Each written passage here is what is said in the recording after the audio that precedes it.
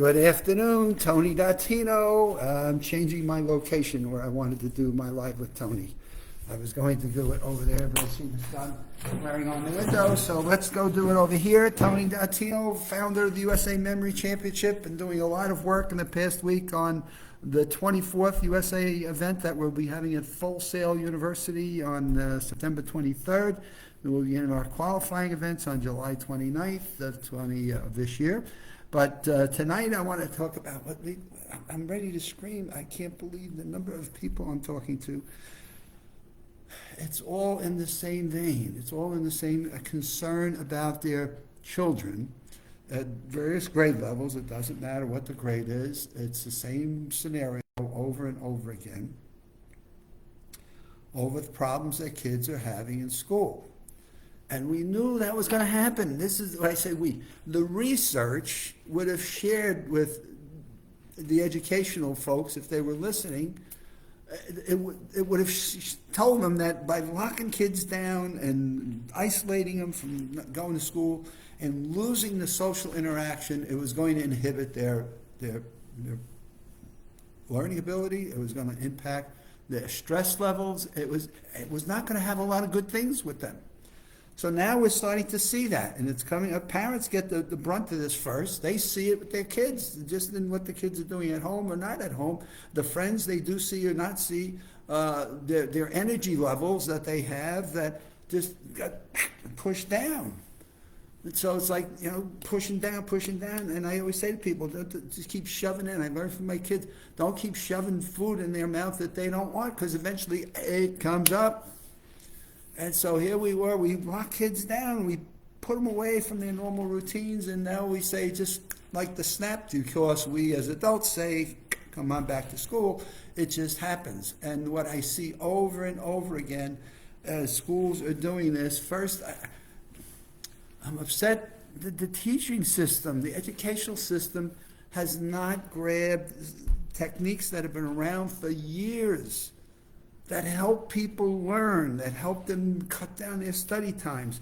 There's a piece of work that Michael Dattino does in his Maximum Memory online course that is priceless. If we could just teach that alone, which is what we call memory rhythms. How do you take information from the present in short term, and what are the retention blips that you need to cover in order to put it into long term, so that you don't have to keep cramming and putting in these hourly study sessions and just cram the night before a test, pass the test, and then say whoever needs that information ever again.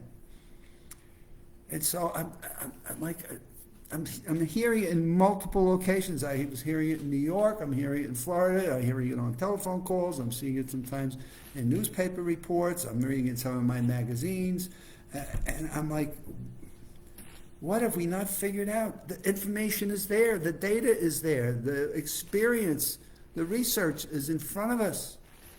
And it just drives me crazy when I see kids that we love these kids, and the parents are just so frustrated, and we're all looking for the magic pill, and there isn't any magic pill.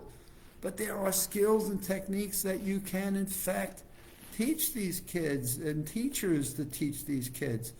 I always remember doing this in a school in the Bronx, New York City, the Gompers Technical High School in the Bronx, New York City, when he had a principal bring us in and do a series of memory mnemonic training systems that we did with these kids, that we created the Mental Athletes Club.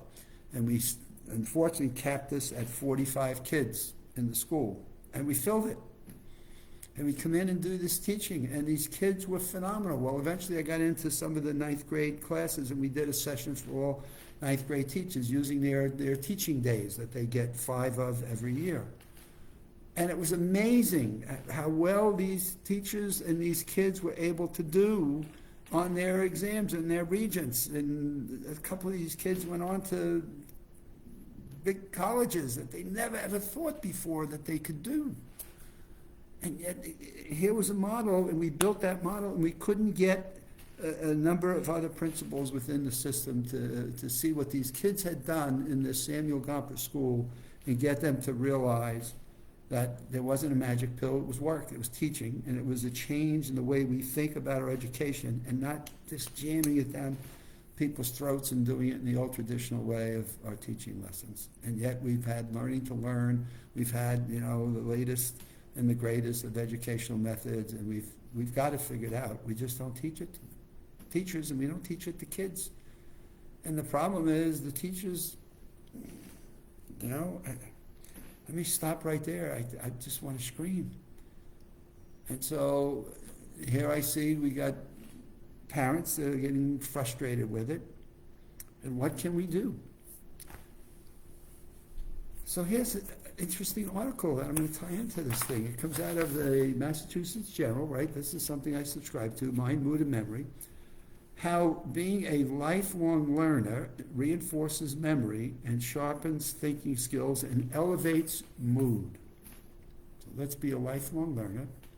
Except if you're a learner, or you learned in your early 4th, 5th, 8th, 9th grade, college, you got to just keep jamming it in, call it rote memory, poison to the enthusiasm and mood. If that's the way you're going to learn, you've just made it 3 times harder than you have to on your own self. If that's what you've been taught, which is just, do we ever teach how do you learn to learn? Is there a course in any school ever that says, we're going to teach you how your brain works and how you learn to learn?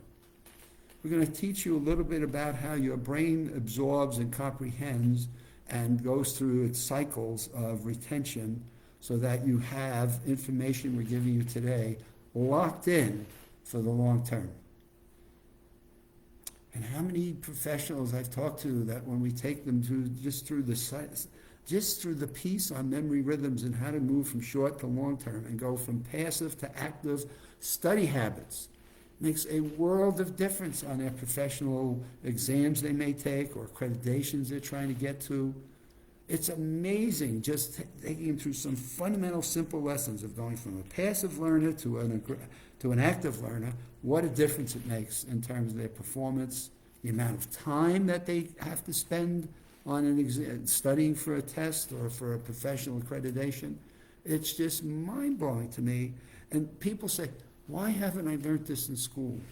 Why didn't somebody teach me this when I was in middle school or high school? And I keep asking that same question over and over again. Why haven't we been taught this? Why haven't we learned this? And so this is what captivated me. In my first session that I ever listened to Tony Buzan talking to many, many years ago now, when he talked about, so tell me how you learn. I was like, what do you mean, how do you learn? How does your brain learn? What does it do to absorb? What does it do to retain? What does it do to when you're reading through a book, or you're reading for a test or studying, when you're giving a presentation, or you're having to write an essay? Tell me how your brain is going through doing those things. And yet these are the things we live by every day in our life. And so look, I'm delighted people are reaching out and helping, looking for help. I can't complain. As Michael Latino said to me, he said, Dad, you realize my schedule is getting to the point where there's only a few more spots and then I'm full. You're going to have to pick up and take over. You're going to have to find somebody else to help us. Which I say, this is what we've been working on. So we're getting to where I wanted to get to, which is, okay, we'll get some other people to give us some help. But the fact of the matter is, it's taken us years to get there. And by the way, we should have been at the point we're trying to get to now years ago, because what we do is sensible, it works, the results are there. We've had hundreds of students that have benefited by it and has made a difference in their lives. And isn't this what it's about? Do we not want all of our kids to be successful? Do we not personally want to be successful and be the best that we can be, whatever that is? And you can be a carpenter, a plumber, you can be a mechanic. It doesn't matter. But have you gotten in life the best that you can be at whatever it is that you can do? And so I finally hit the wall on this today and said, what are we missing? What more can I say to folks in the world of education? What more can I say to parents to get them to realize Don't give up on your kids. There's things that we can teach you. There's help that we can offer you. We can make things a lot more fun.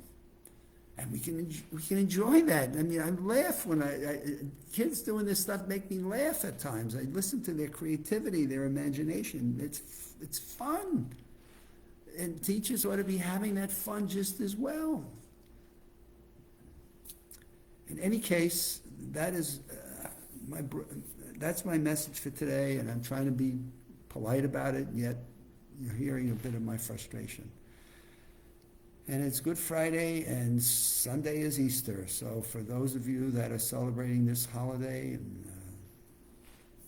this time of the year, and respecting our wishes and our different elements of how we go about our lives, may those of you that celebrate these holiday season please enjoy and take a moment of reflection and look about the gifts that you've got, the family that you share with, and make it as joyous and as positive as possible.